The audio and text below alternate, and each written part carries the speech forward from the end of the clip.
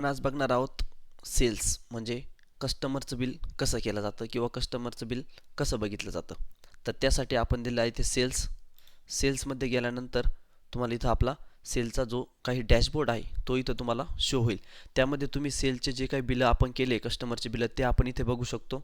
त्याच्यामध्ये तुम्ही date wise किंवा मंथलीचे पण बिलं बघू शकता.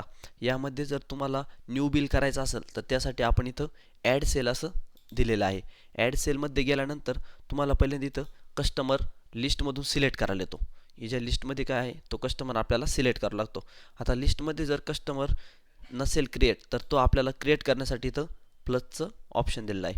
प्लसवर क्लिक केल्यानंतर इथं तुम्हाला त्या कस्टमरचं नाव टाकावं लागतं.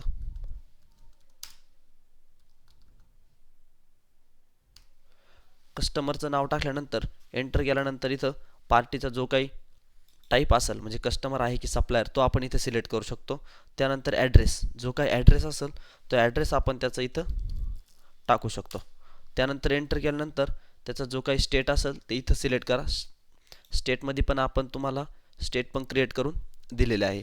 तर त्यासाठी एंटर केल्यानंतर जी एस टी नंबर त्याचा जो काही जी एस टी नंबर असेल तो तुम्ही इथं टाकू शकता. जर असेल तर कस्टमरचा जी एस टी नंबर तुम्ही ते टाकू शकता. त्यानंतर जो काही मोबाईल नंबर असेल त्याचा जो काही मोबाईल नंबर आहे तो तुम्ही इथे टाकू शकता.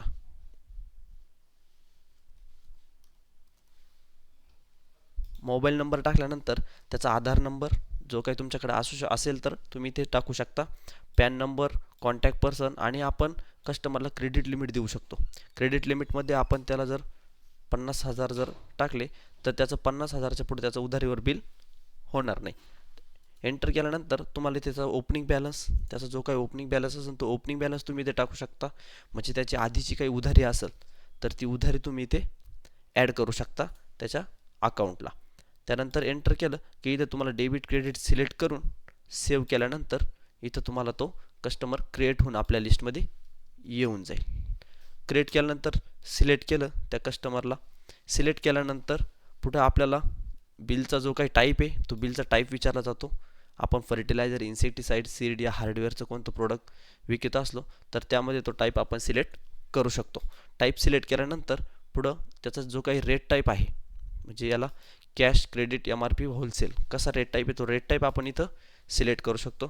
त्यानंतर त्याची डेट जी काही सेलची डेट आहे ती तुम्हाला जर चेंज करायची असेल मागची करायची असेल तर आपण ती पण करू शकतो.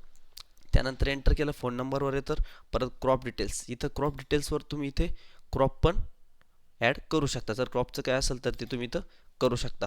त्यानंतर एंटर केल्यानंतर त्याचा पेमेंट मोड जो काही पेमेंट मोड आहे कॅश या क्रेडिट कॅनी पेमेंट आपल्याला कसं कॅशमध्ये केलं की क्रेडिटमध्ये केलं आपण ते सिलेक्ट करू शकतो. त्यानंतर आपल्याला बाय हँड म्हणजे ह्या कस्टमरचं प्रोडक्ट आपण कोणाच्या हाती पाठवलं आहे का ते बाय हँड आपण त्यांचं नाव टाकू शकतो इथं.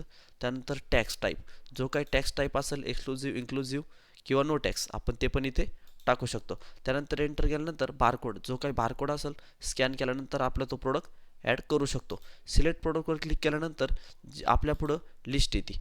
जो काही प्रोडक्ट आहे आपण तो इथं क्लिक केल्यानंतर त्याच्यात आपल्याला क्वांटिटी दिसते, त्याची एक्सपायरी डेट दिसते, त्याचे purchase rate, G S T rate, M R P, cash, credit आपण इथं बघू शकतो. प्रोडक्टचे जे काही डिटेल्स असेल ते आपण इथं बघू शकतो. त्याचा बॅच नंबर पण इथे दिसतो.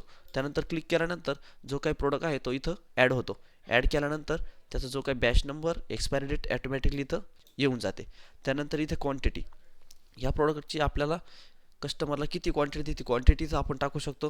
त्यानंतर एंटर केल्यानंतर त्याचा जो काही रेट आहे तो रेट आपण इथे चेंज करू शकतो. आपण जो रेट टाईप सिलेक्ट केला आहे त्यानुसार इथं रेट शो होतो.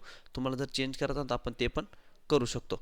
त्यानंतर एंटर केल्यानंतर जी काही फ्री क्वांटिटी आहे याच्यावर फ्री क्वांटिटी असेल ती आपण इथं टाकू शकतो. त्यानंतर जो काही डिस्काउंट असेल पर्सेंटेजमध्ये तो डिस्काउंट आपण देऊ शकतो.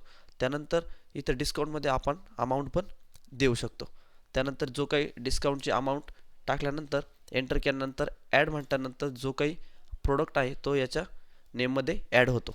ॲड झाल्यानंतर याच्यामध्ये जर आपल्याला काही चार्जेस लावायचे असतील हमाली चार्जेस वगैरे लावायचे असेल ते आपण इथून ॲड करू शकतो.